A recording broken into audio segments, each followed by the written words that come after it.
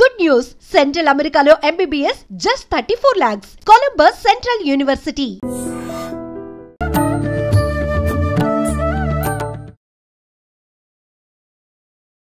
నమస్కారం, welcome to I dream. ధర్మ మార్గం విత్ విజిత కార్యక్రమానికి స్వాగతం. ప్రస్తుతం మనతో పాటు ఉన్నారు ప్రముఖ జ్యోతిష్య పండితులు, ఆధ్యాత్మికవేత్త వీరాపురపు సుబ్రహ్మణ్య స్వామి గారు. ఇప్పుడు వారితో మాట్లాడి మరిన్ని విషయాలు వివరంగా తెలుసుకుందాం. నమస్కారం అండి. శుభాశీస్సులండి. శ్రావణ మాసం రాబోతోంది. అంటే మనకి శ్రావణ మాసం అంతా కూడా ఆధ్యాత్మిక భావనలతో నిండిపోయే ఒక మాసంగా మనం చెప్పుకుంటూ ఉంటాం. ఆడవాళ్ళంతా చాలా చక్కగా ప్రతి నిత్యం కూడా దీపారాధనలు అని రకరకాల వ్రతాలు, నోములు ఇలాంటివన్నీ ఆచరిస్తూ ఉండే మాసం ఈ మాసం. మరి ఇంత విశేషమైన మాసం వచ్చింది అని అంటే దానికన్నా ముందర మనం చేసుకోవాల్సిన కొన్ని పనులు, కొన్ని నియమాలు ఇలాంటివన్నీ కూడా ఉంటాయి కదండి. మరి శ్రావణ మాసం రావడానికి ముందర అంటే అమావాస్య ముందు రోజు శుభ్రం చేసుకోవడానికి కుదరదు. ఇవన్నీ మనం ఇంట్లో వస్తువులు కానివ్వండి, ఇల్లు కానివ్వండి, పూజా మందిరం కానివ్వండి, ఎప్పుడు శుభ్రం చేసుకుంటే బాగుంటుంది అంటారు? మనకు గురువారం ఏమో అమావాస్య వచ్చింది, శుక్రవారం నుంచి స్టార్ట్ అవుతుంది శ్రావణ శుక్రవారం. అవునండి, మొదటి శుక్రవారము నిజంగా మంచి శుభారంభం అనుకోవచ్చు కదా. శుభారంభం. శ్రావణ శుక్రవారం అనేది మొదట ప్రారంభం అవుతుంది. అయితే అమావాస్యలో మీరు అన్నట్టుగా ముందు మనము ఏదైనా సరే వ్రతం కానీ నోములు కానీ ఏదైనా చేసే ముందు అంటే ప్రతిరోజు ప్రతినిత్యం మనం ఎట్లా స్నానం ఆచరిస్తామో అదేవిధంగా మన ఇంటిని కూడా ముందుగా శుభ్రపరచుకోవాలి అంటే ముఖ్యంగా చెప్పాలంటే మనము ఇంటిని శుభ్రపరిచేటప్పుడు నీళ్ళల్లో పసుపు వేసి ఇల్లంతా కూడా శుభ్రపరచుకుంటే ఆ పసుపుతో మన కొంచెం ఒక బకెట్ నీళ్ళు అందులో చిటికెడు పసుపు వేసి ఇల్లునంతా కూడా శుభ్రం చేసుకున్నామంటే దానివల్ల ఏమవుతుందంటే పాజిటివ్ ఎనర్జీ ఏర్పడుతుంది ఇంట్లో ఎటువంటి నెగటివ్ ఉన్నా కూడా, ఎటువంటి దోషాలు ఉన్నా కూడా వైదొలిగిపోతాయి చక్కగా. ఆ పసుపు అనేది యాంటీబయాటిక్, సైంటిఫిక్గా కూడా మనకు ఆధ్యాత్మికంగా కూడా అది శుభ పరిణామం, సూచకం కూడా. అలాగే మనము ముఖ్యమైన విషయాలలో మనము ఇల్లునంతా కూడా శుభ్రపరచుకోవడం, పసుపుతో శుభ్రపరచుకున్నట్టు అయితే మనకు గురుబలం కలుగుతుంది. ఆ ఇంటికి వాస్తు శాస్త్ర ప్రకారంగా స్థానబలం కలుగుతుంది. అంటే ఏమన్నా వాస్తు దోషాలు ఉన్నా కూడా అవన్నీ బ్యాలెన్స్ అవుతాయి. వాస్తు ప్రకారంగా కూడా ఎటువంటి లోపాలు ఉన్నా కూడా ఆ లోపాలన్నీ కూడా శుభ్రమవుతాయి. ఇదే కాకుండా మనము ప్రతిరోజు ప్రతినిత్యం మనం బయట తిరిగి ఇప్పుడు రాగానే డైరెక్ట్ ఇండ్లకి వెళ్ళిపోతుంటాం. అవునండి, అవును. బయట కడుక్కునే వీలు ఉండదు కాబట్టి బయట ఏంటంటే నిత్యం 24 గంటలు ఉమ్ము అంటే ఎంగిలి, మలమూత్ర విసర్జన అన్నీ కూడా తొక్కుకుంటూ వస్తుంటారు, గల్ల అంటారు. ఇవన్నీ 24 గంటలు బయట తిరిగి నేరుగా ఇంట్లోకి వస్తుంటారు. మరీ ఏం చెప్పాలంటే నగరాల్లో ఉన్న చెప్పులతోటి ఒకటి కూడా లోపలికి వెళ్ళిపోతుంటారు. ఎక్కడ బయట ఉన్నటువంటి ఆ నెగిటివ్ అంతా కూడా మనం నిత్యం ఇంట్లోకి తీసుకొస్తూ ఉంటాం ప్రతిరోజు కూడా. దానివల్ల ఏమవుతుందంటే ఇంట్లో చెడు కళలు, దుస్వప్నాలు, చికాకులు ఇంట్లో ఇవన్నీ కూడా తరచూ ఎక్కువైపోతుంటాయి. అంతే కదా. ఇప్పుడు మనం స్నానం చేయకనా అంటే 2 రోజులు స్నానం చేయకపోతే ఏమవుతుంది, శరీరం నుంచి దుర్వాసన వస్తుంది, చెమట వాసన వస్తుంది, శరీరం అంతా మలీనం, జిడ్డు అవుతుంది. అలాగే మనము బయటంతా తిరిగి ఆ చెప్పులతో కూడా ఇళ్ళకి వెళ్ళిపోతుంటారు. అలాంటప్పుడు ఇల్లు అంతా అపవిత్రం అవుతుంది, ఇల్లంతా కూడా అపవిత్రమే అవుతుంది. అందుకనేసి మనమే కాకుండా బయట వ్యక్తులకు వచ్చిపోతూ ఉంటారు. కాబట్టి ముందు ఇంటిని శుభ్రపరచుకునే ముందు పసుపు వేసి నీళ్ళల్లో శుభ్రం చేసుకున్నట్టు అయితే అటువంటి నెగిటివ్ అంతా కూడా వైదొలిగిపోతుంది. చక్కగా మన స్నానం చేస్తే శరీరం అందంగాను, ఫ్రెష్గాను, శుభ్రంగాను అన్ని మనం మళ్ళీ అద్దంలో చూసుకుంటూ ఉంటాం మన ముఖాన్ని, నేను అందంగా ఉన్నానా లేనా అని అన్నట్టుగా మన ఇల్లు కూడా అందంగా మారుతుంది, అందంగా తయారవుతుంది. రెండోది వచ్చేసి వాస్తు దోషాలు అనేది పూర్తిగా వెళ్ళిపోతాయి. అందులో మన ఇంట్లో కూడా ఎటువంటి దుమ్ము, ధూళి అంటే ఆత్మదోషాలు అంటారు కూడా, ఇటువంటివన్నీ కూడా వైదొలిగిపోతాయి. ఇల్లు చాలా శుభ్రంగా అవుతుంది, ఫ్రెష్ అవుతుంది. ఆ ఇంట్లో మనకు మనశ్శాంతి కలుగుతుంది.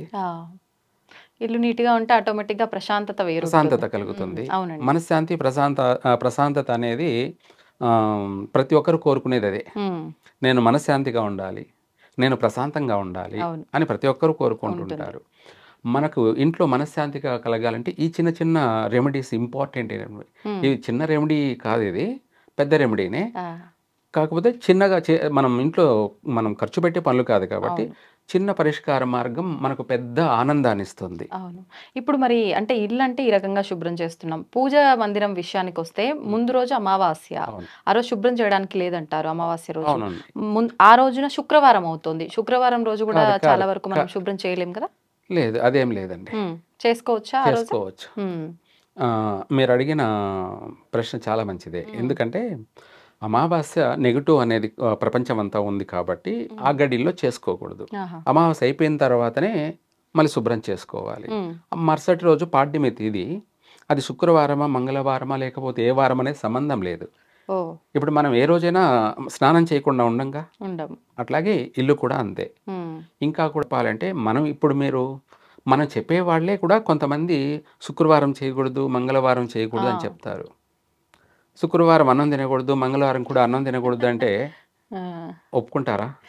అంటే ఆహారం, అవును అవును, మీరు అన్నది అదే కదా, కరెక్టే. ఆహార వ్యవహారాలే కదా. ఉమ్, అలాగే శుభ్రత లేకుండా ఏది చేస్తావు? నువ్వు వంట చేయాలన్నా కూడా నువ్వు శుభ్రతగా స్నానం చేస్తేనే కదా అవును. వంట చేయగలవు. మన పూర్వ ఆచారం ప్రకారం 3 పూట్ల స్నానం చేయాలి. మరి మడి ఆచార ప్రకారం ఉదయము స్నానం చేయాలి, తల స్నానమే ప్రతినిత్యం 3 పూట్ల కూడా. ఓ, ఆడవారైనా మగవారైనా? పూర్వ ఆచార ప్రకారం ఇది. ఉదయము ఉదయం మనము సూర్యోదయానికి ముందే తల స్నానం చేస్తారు. చేసిన తర్వాతనే ఏదైనా వంట వార్పు చేయడం, ఇల్లు శుభ్రపరచుకోవడం కానీ ఏదైనా చేస్తారు. తర్వాత మళ్ళీ మధ్యాహ్నం మడితోనే వంట చేయాలి. అప్పుడు కూడా స్నానం చేసే వంట చేస్తారు 2 పూటల. సాయంత్రం మళ్ళీ సూర్య అస్తమయం కాకతలకే మళ్ళీ స్నానం చేయాలి. అది ఏ వారం సంబంధం లేదే. 3 పూట్ల స్నానం ఆచరిస్తేనే వాళ్ళు పూజకి అర్హులు, వంట చేయడానికి కూడా అర్హులు. ఎందుకంటే వాళ్ళ శరీరం అంతా కూడా శుభ్రంగా ఉంటుంది కాబట్టి, మలినం ఉండదు కాబట్టి వాళ్ళు చేసిన వంటని దేవుడికి నైవేద్యంగా కూడా సమర్పిస్తారు. ముందుగా వాళ్ళు చేసిన వంట శుభ్రంగా ఆల్రెడీ శుద్ధి అయిపోయి వండుతారు కాబట్టి వాళ్ళు చేసే వంట కూడా భగవంతుడికి దేవునికి నివేదన సమర్పిస్తారు. మనకు ఉదయము మధ్యాహ్నం కూడాను, సాయంత్రం అంటే అది వాళ్ళ ఇది. సూర్య అస్తమయం కాకతలకే తలస్నానం చేయాలి. ఆ తలస్నానం చేయకుండా ఉంటే మనకు శరీరం నుంచి చెమట జిడ్డు అంతా వస్తుంటుంది. మనం పైకి మాత్రమే స్నానం చేస్తాము, తలకు చేయము. తలలోంచి వచ్చినటువంటి ఆ చెమట, ఆ జిడ్డు, ఆ దుర్వాసన పూజకి పనికిరాని పువ్వులాగా, పూజకి పనికిరాని పువ్వు అన్నమాట. అలా అర్ధస్నానంతో పూజకి పనికిరారు. కానీ అంటే కొన్ని సందర్భాల్లో కొంతమంది చెప్తూ ఉంటారు కదా, నిత్యం ఆడవాళ్ళకి తలస్నానం పనికిరాదు. అవన్నీ మనం ఎవరికి తోచింది వాళ్ళు చెప్పుకోవడం. ఎవరికి తోచింది వాళ్ళు చెప్పటం, అంటే ఎవరికి అర్థమైంది వాళ్ళు చెప్పుకోవడము, ఎవరికి తోచింది వాళ్ళకి చెప్పడము. లేదంటే మనం ఏదో ఒకటి చెప్పాలి కాబట్టి, మీరు అడిగారు నేను ఏదో ఒకటి చెప్పాలి కాబట్టి చెప్పడము. లేదు తలస్నానం ఆచరిస్తే సిరి సంపదలు పోతాయి అని అంటే, పూజకే పనికిరాని పువ్వుని మనం ఏమనాలి మరి? ఎలా సిరి సంపదలు పోతాయి? అదే కదా, సంబంధం లేదు. సిరి సంపదలు పోతాయి అనడానికి ఏంటి అంటే, శుక్రవారం పూట మనము సాయంత్రం పూట ఏదైనా సరే మన ఇంటి నుంచి ఏదైనా ఎవరికైనా వస్తువు ఇవ్వడం కానీ, ధన రూపంలో కానీ ధాన్య రూపంలో కానీ, వీటికి మాత్రమే వర్తిస్తుంది. స్నానానికి పూజకి సంబంధం లేదు. అది నిత్య కృత్య కర్మలు.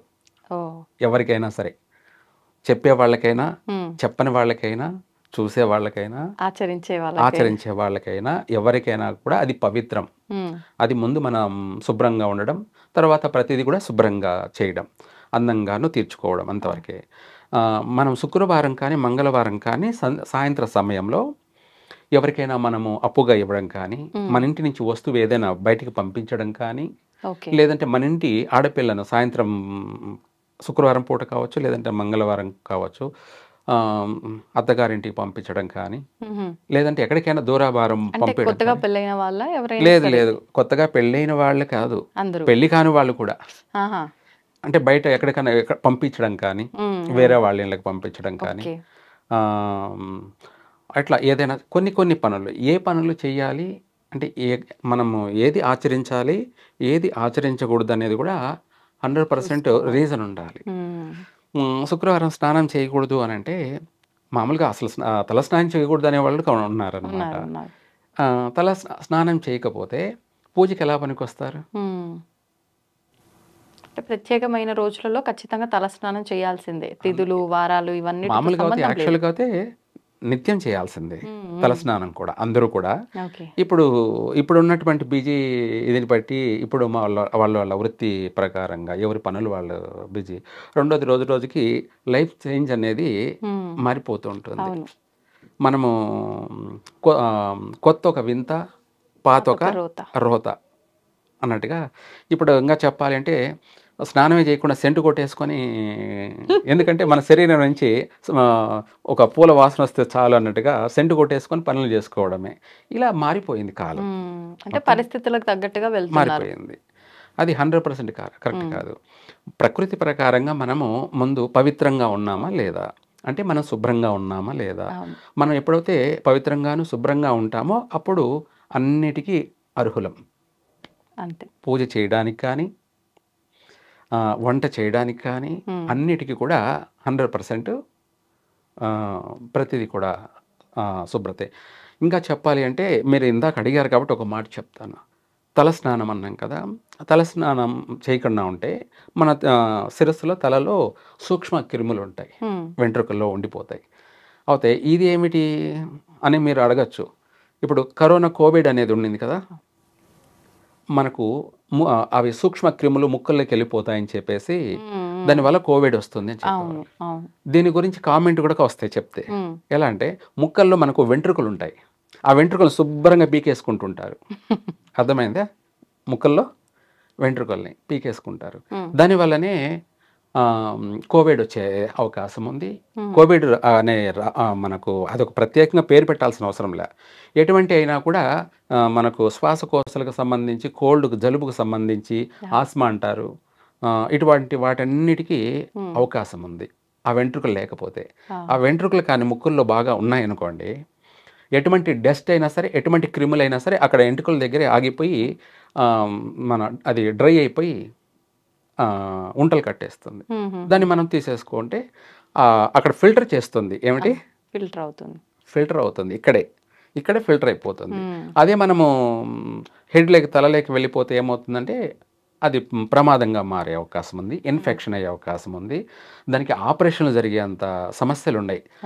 ఒక వెంట్రుకల గురించే మనం ఆలోచించేస్తే ఎంత పెద్ద ఇది ఉందో చూడండి, ఇష్యూ ఉంది. దాన్ని మనము అన్నిటినీ కూడా శుభ్రపరచుకోవడం అనేది ముఖ్యము, ఇంపార్టెంట్. ఆరోగ్యమే మహాభాగ్యము, ఇది ఇంపార్టెంట్ ఎవరికైనా కూడా. అయితే శ్రావణ మాసంలో ముందుగా అలాగే మనం ఇందాక అనుకుంటున్నట్టుగా ఎవరైనా సరే మనం ఇంటిని శుభ్రపరచుకున్న తర్వాత ఈ శ్రావణ మాసం ప్రారంభమవుతుంది కాబట్టి ఆ రోజు నుంచి 15 రోజులు, అంటే పాడ్యమి మొదలుకొని శ్రావణ మొదటి 15 రోజుల, అంటే పౌర్ణమి వరకు శుద్ధపక్షము, శుక్లపక్షం అంటారు. చంద్రుడు రోజు అభివృద్ధి చెందే సమయము. ఆ సమయంలో మొదటి శుక్రవారం నుంచే ప్రతిరోజు కూడా. అలాగే మనకు నాగల చవితి వస్తుంది కాబట్టి మంచిది. ఆ పాడ్యమి మొదలుకొని సుబ్రహ్మణ్య స్వామిని ఆరాధిస్తారు ఎక్కువ శాతము. పాడ్యమి, విదియ, తదియ, చవితి, పంచమి, షష్ఠి 6 రోజులు నాగారాధన చేస్తారు. 6 రోజులు చేస్తారు. 6 రోజులు అంటే షణ్ముఖుడిని పూజించడం అనమాట. దాన్ని మనము సుబ్రహ్మణ్య స్వామి అన్ని చోట్ల ఉన్నారు కాబట్టి ఎక్కడైనా సరే పుట్టలు ఉంటాయి, నాగశిలలో ప్రతిష్ఠ చేయబడినటువంటి విగ్రహాలు ఉంటాయి కాబట్టి ఆ 6 రోజులు కూడా మనము పూజ చేసుకోవచ్చు. అయితే ఇక్కడ ముందుగా మనము మన అష్టదరిద్రం ప్రక్షాళన కావాలన్నా, మనకు పట్టి అటువంటి ఏలేనాడు శని కావచ్చు, అష్టమ శని కావచ్చు, అర్ధాష్టమ శని కావచ్చు, గ్రహపీడలు ఏవైనా సరే, శత్రు దోషాలు అంటారు, శత్రు వినాశనం అలాగే నరదృష్టి ప్రక్షాళన, ఇటువంటివన్నీ కూడా ప్రక్షాళన జరగాలంటే ఆవు పాలు తీసుకొని పచ్చి పాలు కాంచకుండానే ప్రతిరోజు స్నానం చేసే ముందు మనము తలపైన పచ్చి పాలతోటి స్నానం చేసి ఆ తర్వాత చల్లనీళ్ళతో స్నానం చేయాలి. అలా చేసినట్టయితే వాళ్ళ శరీరంలో పాజిటివ్ పెరుగుతుంది. అంటే గ్రహపీడలన్నీ కూడా వైదొలిగిపోతాయి, నరదృష్టి కూడా వైదొలిగిపోతుంది. చక్కగా వాళ్ళు వాళ్ళ యొక్క పవిత్రులు అవుతారు. వాళ్ళ జన్మత అంటే మనకు పైన శరీరం మాత్రమే శుభ్రం కావడం కాదు, తలరాత కూడా ప్రక్షాళన జరుగుతుంది. విధి రాత ప్రక్షాళన జరుగుతుంది. అలా చేశారంటే పూర్తిగా వాళ్ళు 100% పవిత్రులు అవుతారు. ఎందుకంటే దానికి ముందు సాధారణ వీళ్ళందరూ ప్రతిరోజు మాంసాహారాలు అవి ఇవి చేసుకొని తినవాళ్లే కాబట్టి ప్రతిరోజు కూడా దాని నుంచి కూడా వాళ్ళు ఆ యొక్క మైల నుంచి కూడా బయటపడతారు. చక్కగా ఆ పాలతోటి ప్రతిరోజు కూడా తలస్నానం చేసి గుడికి వెళ్ళి నాగప్రతిష్ఠ చేసినటువంటి విగ్రహాలు కానీ లేదా పొట్టు చుట్టూ కానీ తిరిగి రావడం కానీ, లేదా వాళ్ళు ఏదైనా రోజు కుదరని పక్షాన వాళ్ళు చేయాలనుకున్న రోజు కానీ, లేదంటే శుక్రవారం రోజు వరలక్ష్మి వ్రతం చేస్తుంటారు కాబట్టి శుక్రవారం రోజైనా సరే కనీసం ఆ పచ్చి పాలతోటి స్నానం చేస్తే 100% పూర్తిగా వాళ్ళు దరిద్రం నుంచి బయటపడతారు. అంటే ఆడవారు ఒక్కరేనా అండి? ఎవరైనా చేయొచ్చు, చిన్నపిల్లలైనా చేయొచ్చు, మగవాళ్ళు చేయొచ్చు, ఆడవాళ్ళు చేయొచ్చు. తప్పకుండా ఎక్కువ శాతం ఏంటంటే నోములు వ్రతాలు అంటే ముఖ్యంగా చెప్పాలంటే స్త్రీలు 100% వాళ్ళు భక్తి ప్రపత్తులతోటి వాళ్ళు చేసే పూజల వల్ల వాళ్ళు చేసే అటువంటి క్రియా విధానాలు, వాళ్ళ నిష్టలు, వాళ్ళ ఉపవాసాల వల్ల కుటుంబం అంతా కూడా అభివృద్ధి చెందుతుంది. వాళ్ళ చేసిన పూజా ఫలం అనేది భర్తకి వర్తిస్తుంది, పిల్లలకి భర్తకి వర్తిస్తుంది. కాబట్టి ఇంటి ఇల్లాలనేది ఇంపార్టెంట్గా ఈ పచ్చి పాలు వచ్చేసి ఒక 1/2 లీటర్ అయినా సరే 1/2 లీటర్ అయినా సరే ఎవరెవరు స్తోమతను బట్టి వాళ్ళు తగ్గట్టుగా వాళ్ళు స్నానం ముందుగా పచ్చి పాలను కాంచకుండానే స్నానానికి వెళ్ళినప్పుడు ఆ పచ్చి పాలను తల మీద స్నానం చేసుకొని ఆ నీళ్ళల్లో కూడా కాస్త పసుపు వేసుకొని స్నానం చేస్తే వాళ్ళ అష్టదరిద్రం అంతా కూడా వైదొలిగిపోతుంది. ఏలేనాటి శని కూడా ఉపశమనం కలిగి తీరాల్సిందే. ఏలేనాటి శనితోటి ఎవరైతే బాధపడుతున్నారో, అష్ట కష్టాలు పడుతున్నారో, ఆరోగ్యపరమైనటువంటి సమస్యలతోనూ, ఆర్థిక పరమైనటువంటి సమస్యలతోనూ, మానసిక పరమైనటువంటి రోగాలతోనూ ఎవరైతే బాధపడుతున్నారో అవన్నీ కూడా తొలగిపోతాయి. చక్కగా 3 పూలు 6 కాయల వాళ్ళ కుటుంబ జీవితము అభివృద్ధి చెందుతుంది. ఇది ప్రతి ఒక్కరు చేస్తే తప్పకుండా బాగా కలిసి వస్తుంది. అంటే ఇల్లు శుభ్రం చేసుకోవడంతో పాటు మనకున్న ఇబ్బందులు తొలగిపోవాలంటే ఇలాంటి విధానాన్ని ఆచరిస్తే బాగుంటుంది, ప్రత్యేకించి శ్రావణ మాస ప్రారంభంలో. ధన్యవాదాలండి. సర్వే జన సుఖినో భవంతు. తవ్వుతూనే శివలింగం సరే దాన్ని అట్లా కప్పేసేయండి, చూపించదండి. మూర్తి పూజ కాదు, సాక్షాత్ బ్రజేంద్ర నందన భగవాన్ ఉన్నారు మూర్తులు. ఏమీ ఆశించకుండా ఆరాధించే వాళ్ళు కూడా ఉన్నారా ప్రభుజీ? నిజమైన భక్తి అంటే మనకు తెలియదు కాబట్టి